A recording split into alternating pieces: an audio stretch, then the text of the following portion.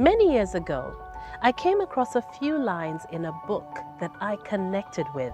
They were, "It's easy to judge, but you never know another person's heart, what gives them strength and what breaks them down." I have learned to listen more and speak less. The result has been eye-opening conversations and inspirational moments that I have shared with you right here.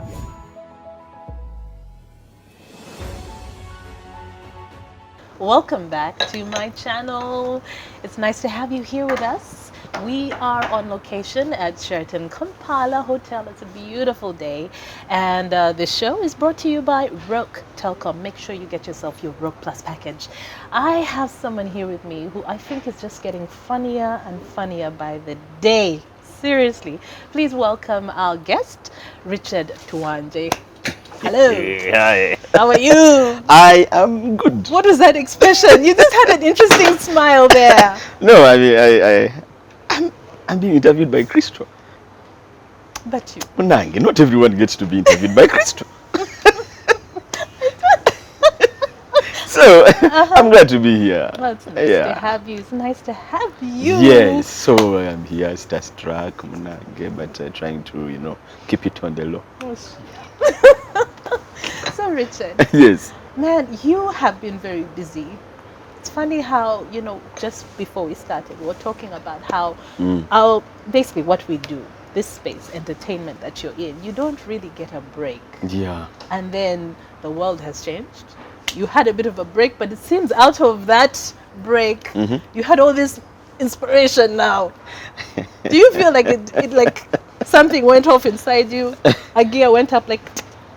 You see, the kind of work we do, like you said, you don't really get to get a break, especially when the rest of the world is taking time off, like weekends, That is when we get busier. That is when our services are demanded for more.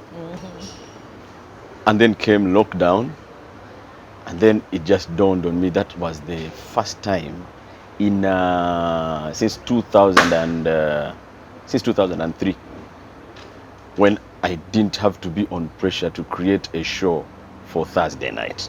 You're joking? Yes. Since 2003? Since 2003. Whoa. But then, the first few weeks were like, well-deserved rest. I think everyone needed that rest. Everyone realized, okay, the first 2 weeks were rest. Then the second 2 weeks, like, okay, I think the guys we usually serve are now actually more hungry. Because now everyone is there, there's no work, they are with their partners, regardless of where their partners improve their life or make it hard. So I chose to think maybe we need to come in there. To just help a bit.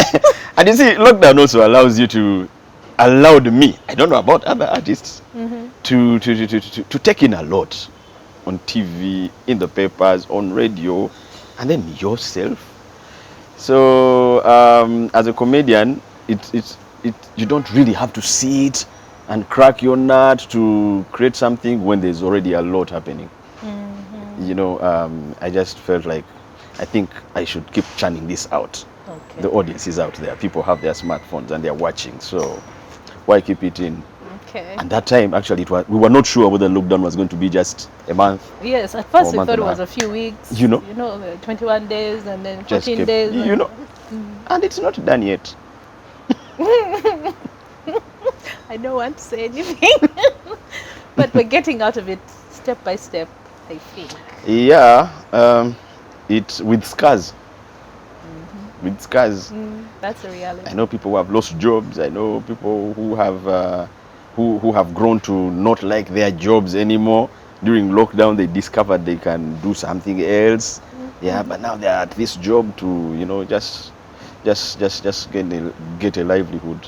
I was talking to someone who used to do carpentry, like during his S6 vacation, and now with lockdown, he went back into that, and now he's really thinking about going ahead with it. Yeah, sometimes, it also happens to us. Now, for example, such a guy, when he was doing carpentry in his S6, maybe the demand was not as big as it is now. Same thing with our business. By the time we started doing weekly comedy shows right out of campus, the demand was actually not there. We were just that time it was even ridiculous to tell someone we have a weekly comedy show and it is short sketches, People because didn't get it then. many people were like, can you make me laugh for 1.5 hours, 2 hours? How is that possible? But we started. It was tough, but we figured out a formula. But even then, it it sometimes it just has to be you to create the new era, to bring the new thing and teach the audience. The good thing with Ugandans, when they learn something, they can even beat you at it. Ah, that's true.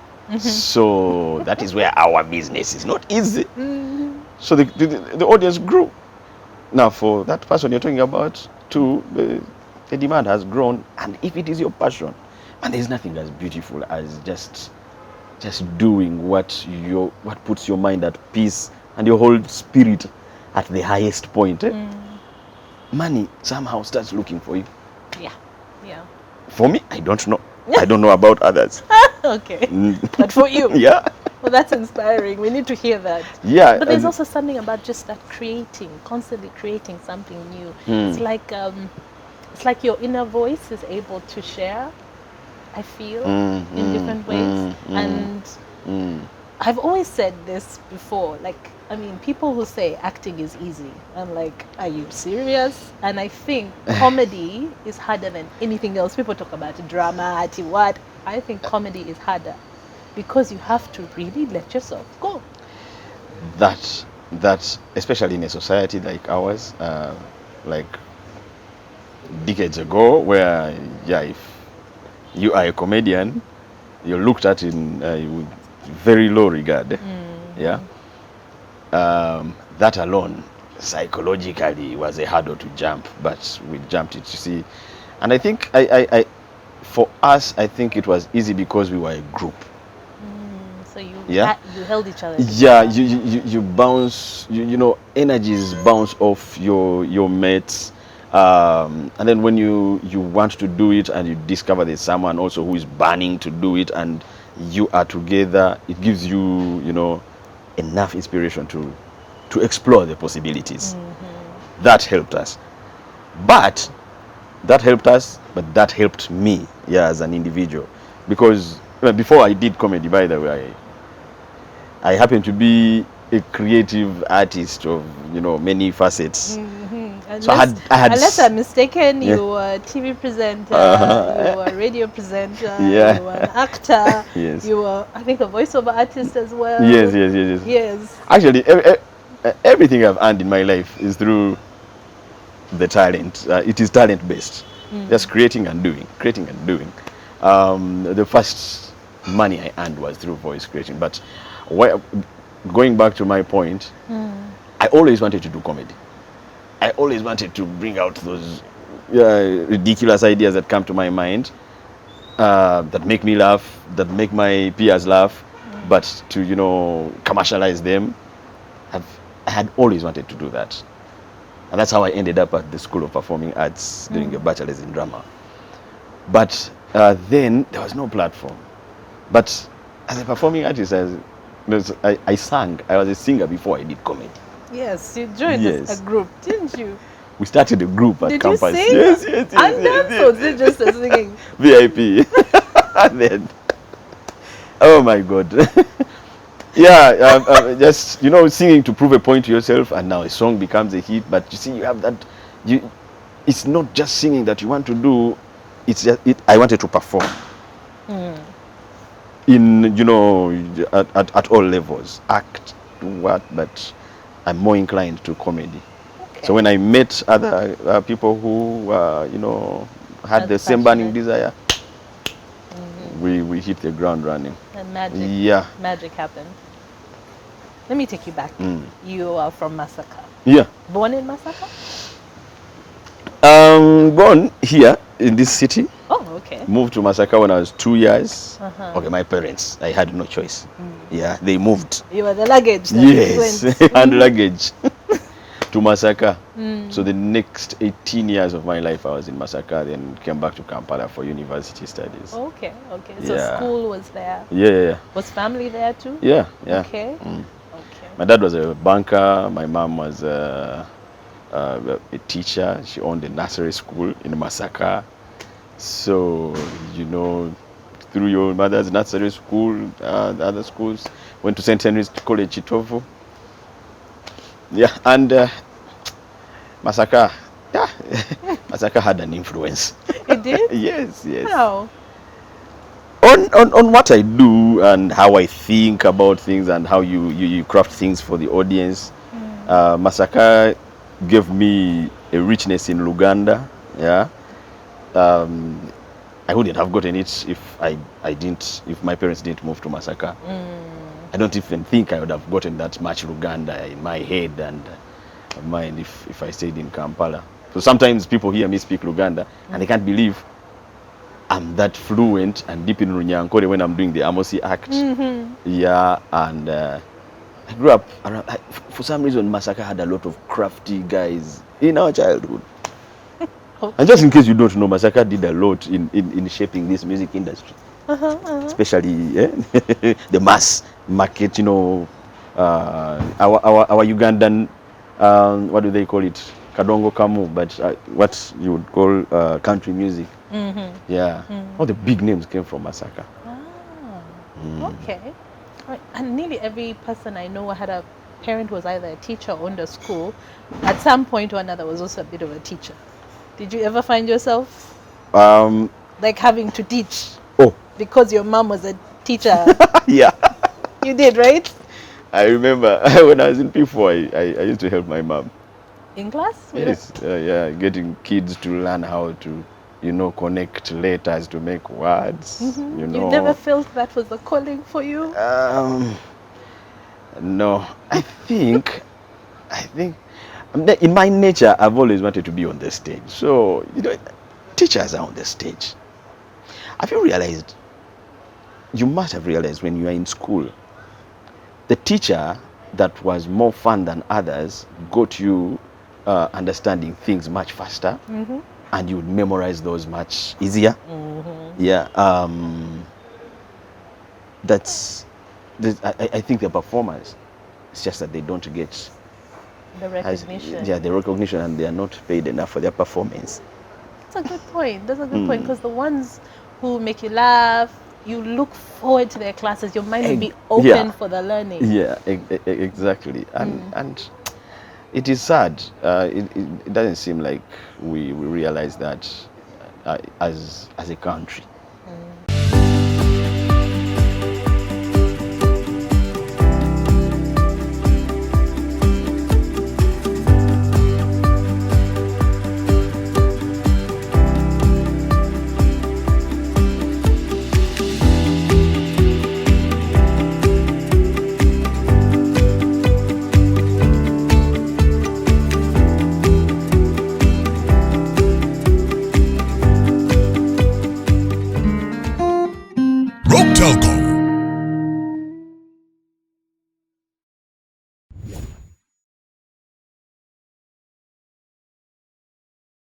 We realize that as a country and as a system, how much we need to put teachers in a place where they are very comfortable and free and their real selves can come out. Because these teachers are stressed, by the way. You cannot be stressed, disturbed, and you come and somehow miraculously you are empowered, or you come with a high spirit and to interest students. It is impossible. That is why some of the best teachers of history sometimes come when they have had a little something. True. I remember the smell of some of the teachers. You don't understand the smell until you're older. You're like, oh, that's why someone's always smelled like something. One of my best history teachers used to come to class tipsy, and the way he would tell you about the Ngoni, you'd feel like he was moving with them from South Africa to St. Henry's College. So when he was teaching history, it was like a movie. And that's the only history paper I passed, by the way. Because I was not that much a fan of history. Yeah? Sometimes at school, you know, I think, you know, well, there's a degree of craziness. There are certain subjects I used to sit in class and wonder why I have to sit for a whole 1 hour. A guy is dictating stuff to me that I can just go to the library and read a book and cover stuff that he would have covered in a week and cover it in one reading while enjoying it. Yeah. Also, I ended up more inclined to the sciences. I Oh, ended up for that doing reason. physics, economics, and math. Ah. Because I thought we can, and that's why, you know, things for like history in my time, the only way I could pass them is just have my blast in class, whether I'm attentive or not, and just get one book and read when the That exams worked are for coming. you, huh? Yeah, it worked, and I think it ties in with see our system.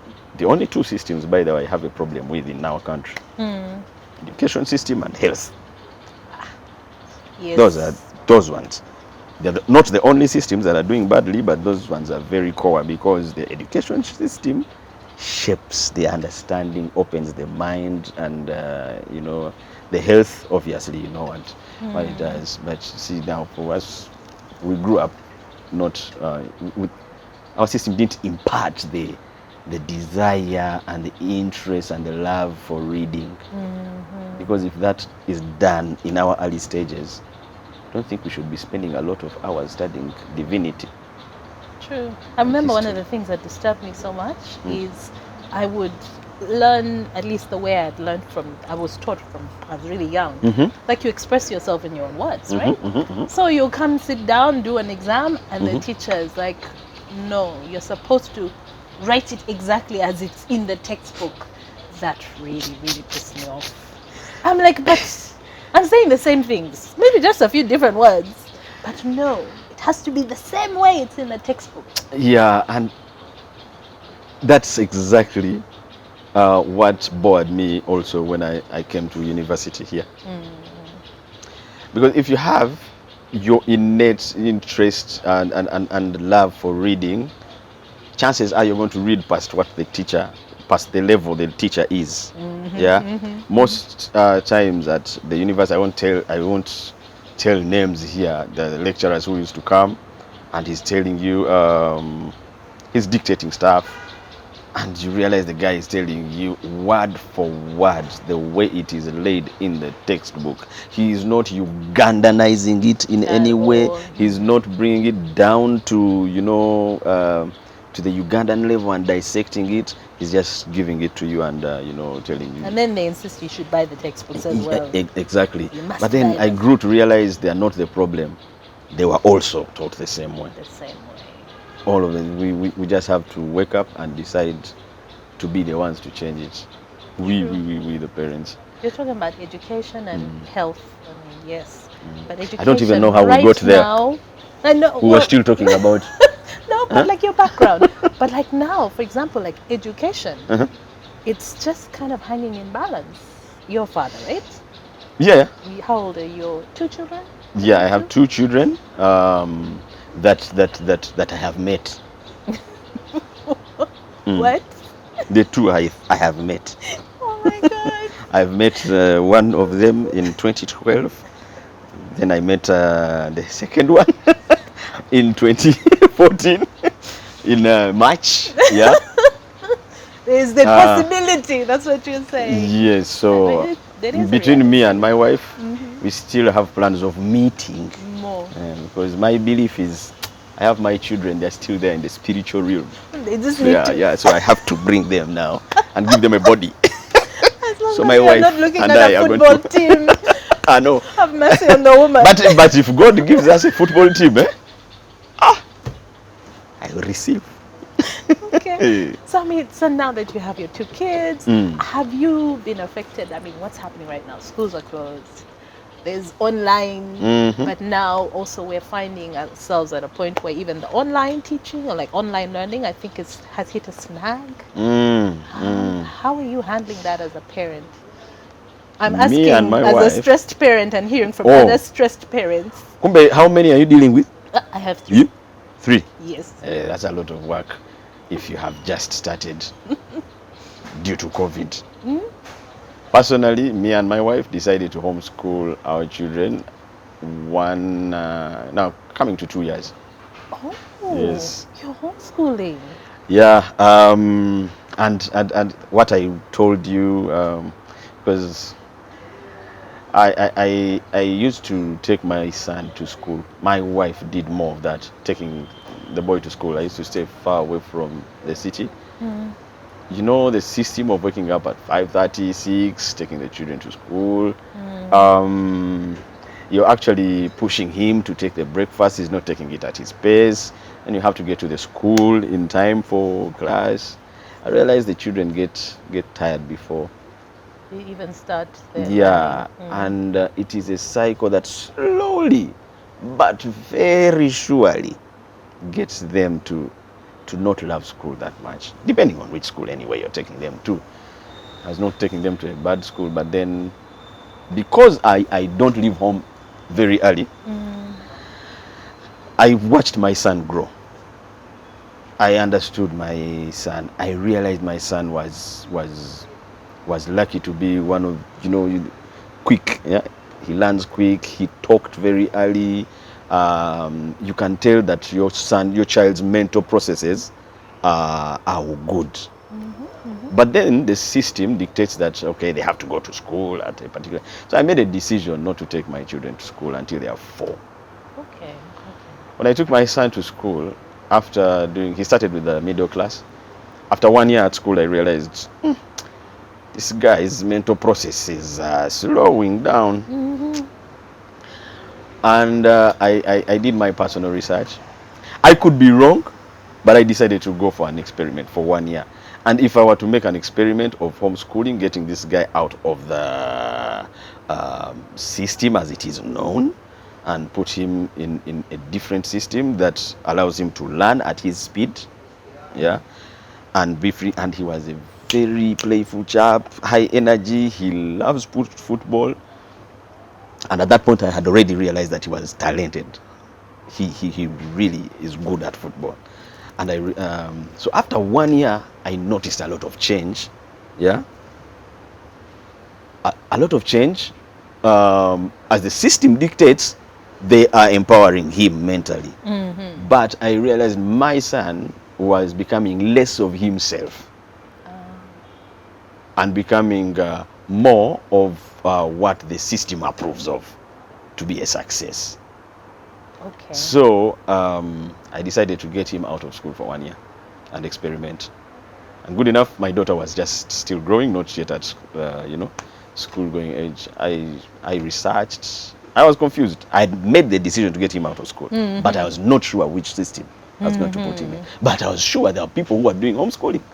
So I wanted to know, how are they doing it? Do they get the teachers to school from school and pay them to come and teach at home? I researched, I read papers, I landed on an article in the Monitor from 2014. And I learned there's a system called Accelerated Christian Education, researched about it, sent an email to their office in the US. Then they replied after like 3 weeks. I was getting frustrated. And they told me they have an office in Uganda. Wow. So sometimes it's just because we just don't know. We just Yes. need to find out. And you see, we just fit in. And me, in my nature, I had never realized, but you see, sometimes you just need to be a rebel. You have to rebel, to ask questions, yeah, and you never know, you might figure out a better way to do things. So I went, I looked for the lady, the office that handles the curriculum in Uganda. I talked to the lady. She had homeschooled her children from 2004, and 2 of them were already in the university.